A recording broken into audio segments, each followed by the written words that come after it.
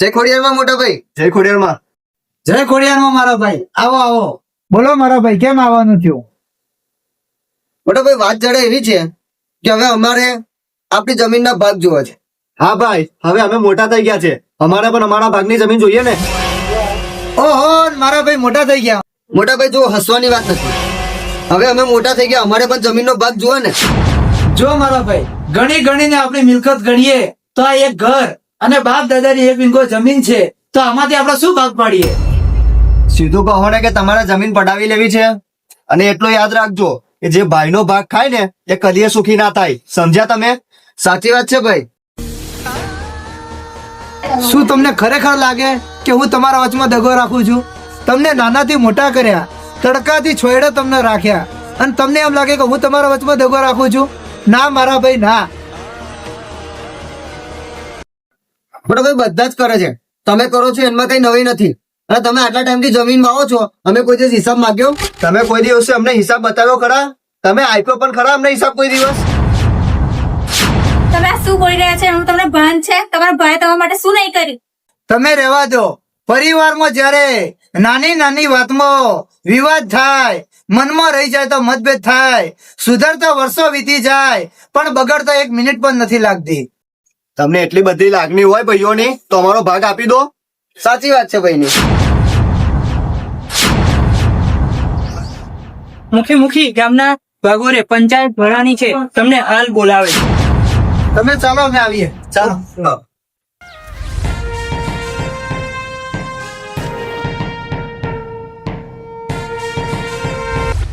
આ મુખી પણ આવી ગયા છે. આવો મુખી, આવો. આવો, બેસો બેસો. બધા બેસી જાઓ.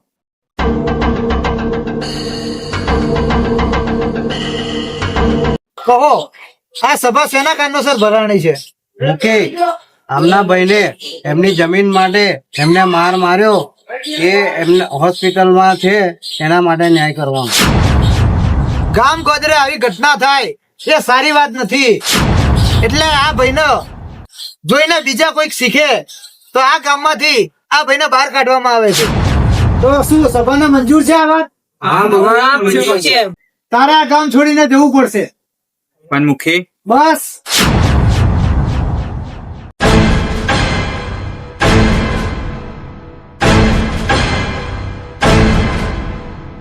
મુખી, આ વાતનો બદલો હું જરૂર લઈશ.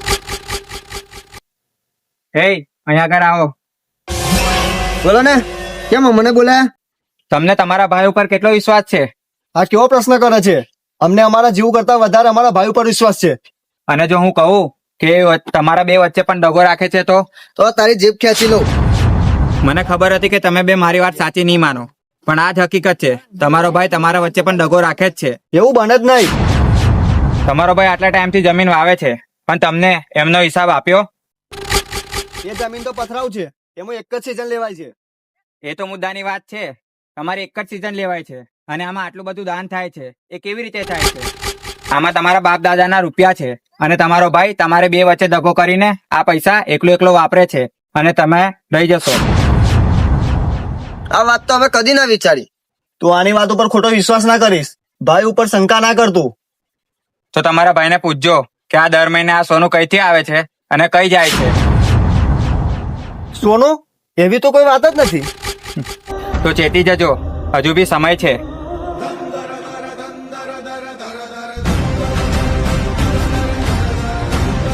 ભાભી, ભાઈ સોનું લાવે છે એ વાત તમને ખબર છે?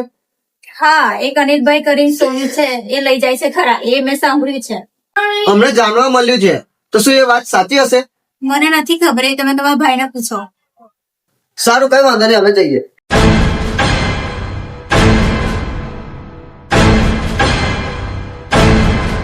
એવું છે પ્રીતિ, મજામાં ને? બસ મજામાં. પણ તારા ફેસ પરથી લાગતું નહીં કે તું મજામાં છે.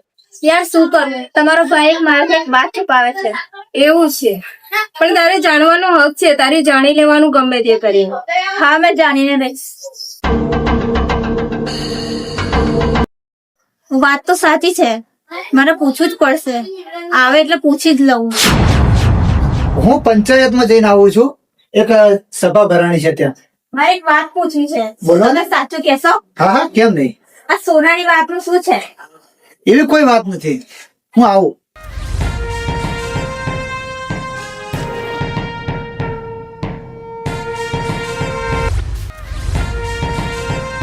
રામ રામ મુખી. રામ રામ, બેસો. અનિલભાઈ સોની, હા. મારે તમને સોનું આપવું છે. એવું. બરાબર? તો એની જે રકમ આવે એ આપણે દાન ધર્માદામાં ગામના વિકાસ માટે વાપરીએ. તો હું તમને મળું, મોકલાવું માણસ જોડે, હા. તો એ તમે લઈ લેજો. ઓકે. જઈ શકો છો તમે.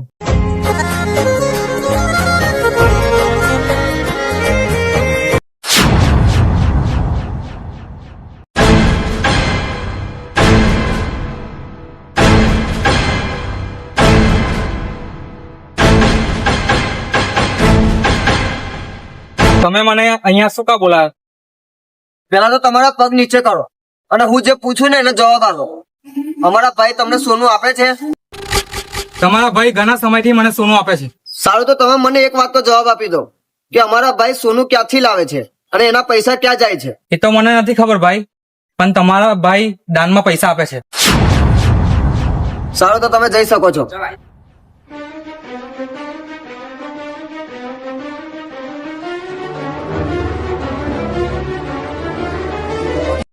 કેવું, મારી વાત સાચી નીકળી ને? હા, તમારી વાત એકદમ સાચી નીકળી. અમારા ગામમાં એક અનિલભાઈ કરીને સોની છે, એને મારા ભાઈ દુકાનના ટાઈમથી સોનું આપે છે. એ વખતે તો મનુષ્યને અન્ન ખાવાનું પણ મુશ્કેલ હતું અને તમારો ભાઈ સોનું વેચતો હતો. એ તારો પ્રશ્ન નથી, અમે અમારી રીતે સમજી લઈશું.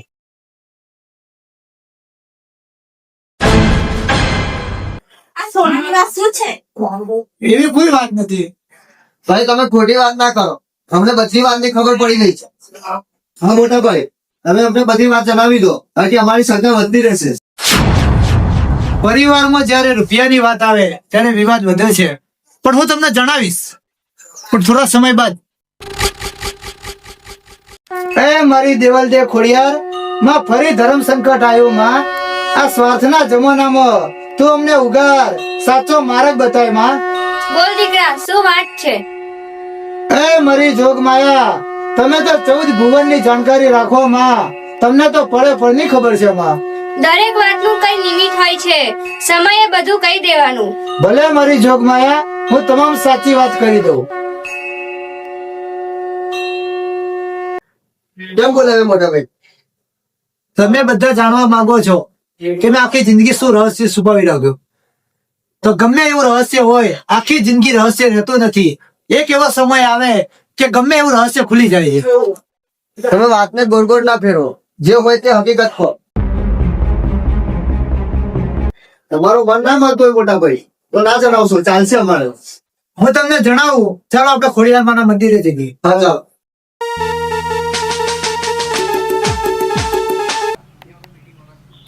તમે બધા જાણવા માંગો છો કે હું દર આઠમે સોનું ક્યાંથી લાવું છું. તો મને ખોડિયાર માતાજી સોનું આપે છે.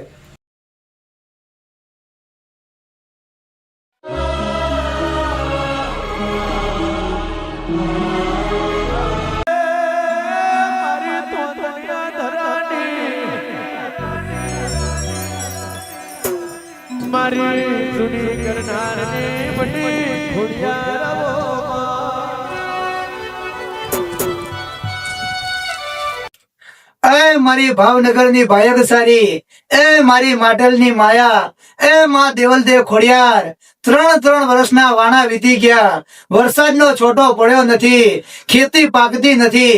એ માં કોક રસ્તો બતાવ, નકો પરદેશ જવાની રજા આપ. મારી માં, પરદેશ જવાની રજા આપ.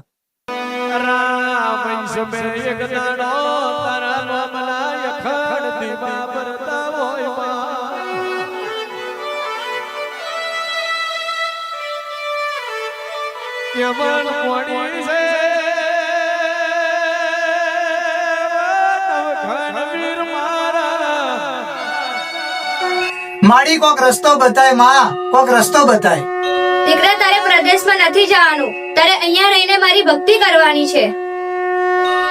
એ મારી દેવલ દે ખોડિયાર, માં અહીંયા હું રોકાઈ દઉં, પણ મારા નાના ભાઈ અને મારા ઘરનું ગુજરાન આ પરિસ્થિતિમાં કેમ કરી ચલાવું? મારી માં, બેટા, આજે આઠમનો દિવસ છે, હું તને તારા મહેનતનું ફળ આપીશ. દર આઠમે અહીંયા તારા માટે સોનું હશે, અને હા, એ તું લઈ જજે જોડે.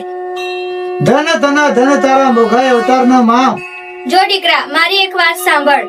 મારી એક શરત છે, ચોથો ભાગ તારે પુણ્યદાનમાં વાપરવો પડશે, અને આ વાત તે કોઈને કરી તે દિવસથી સોનું બંધ થઈ જશે. ભલે મારી જોગમાયા ભલે.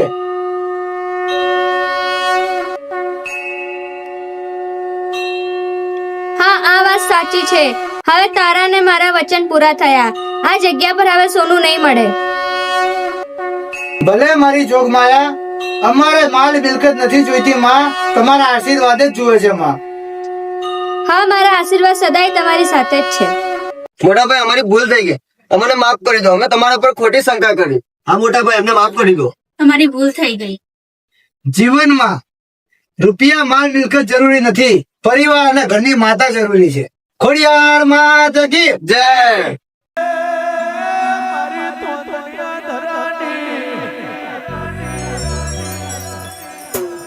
મારી જૂની કરનારની બની ખોડિયાર આવો